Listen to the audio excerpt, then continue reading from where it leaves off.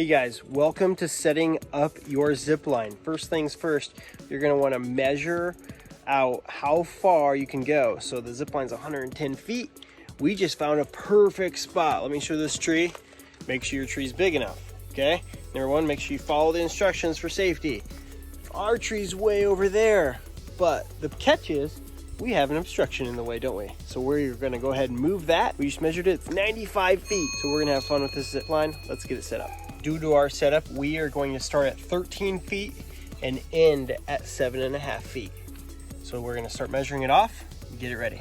We're at the end of the zip line. We are going to start by going up our 7 feet, and we are going to put our sling cable, the one with the coating on it, around the end of that tree, and take our turnbuckle, which we've already opened up all the way, and we are going to put that through the turnbuckle.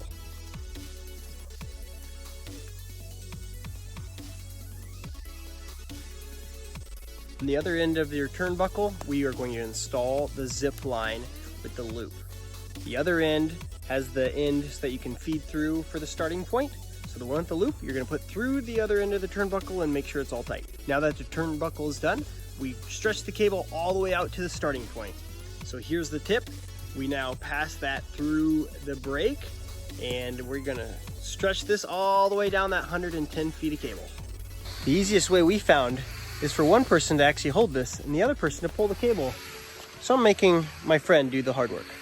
Okay, we are back at the start. Obviously that ladder way down there, that is where we end. So that is 95 feet away. So right now we're at the start and we are installing the protector tube to protect the tree. So you put it through the end of the cable. And again, I'm making my friend do all the hard work. Just there we go. Here we go. That's what I'm here for. Okay, now that we got the tree protector installed, we are going to lift this up to the correct height, start pulling this as tight as we can. We already have it a little tight, and put on our safety U-bolts to lock them in place according to the spec. A couple inches apart and alternating them. Okay, a few things we did to make this process simpler. First off, we took one of the extra U-bolts and we made a little loop so we can push off the tree and pull on this. Also, we pre-installed the U-bolts on the cable, so they're already there. So once you're pulling tight, you just have to cinch them down. And again, the turnbuckle at the other end helps you cinch it down even tighter.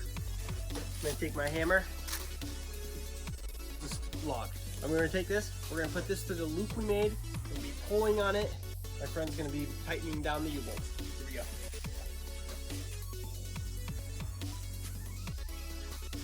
Remember to keep those U-bolts 2 to 3 inches apart.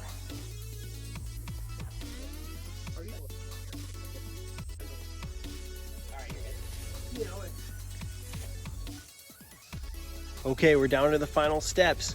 At the start, make sure if you have some extra cable, you're gonna spool that up, tape it up, zip tie it up, out of the way, make sure it's nice and safe, or you could cut the cable if it's gonna be more of a permanent solution. Back down at the end, you can see we got the brake installed and the turnbuckle. We're actually going to be tightening the turnbuckle to take that extra slack out of the slack line, and then it's gonna be starting to test. So here's the load test. Make sure it's all working. I think it works. So now that it's been safety tested, we ended up putting on the safety for the turnbuckle. Just in case the turnbuckle comes loose, you don't want that to happen. So you got the safety cable around, got the 2 safety U-bolts. It's time to have some fun. Yeah, it's pretty fun! Woo-hoo-hoo!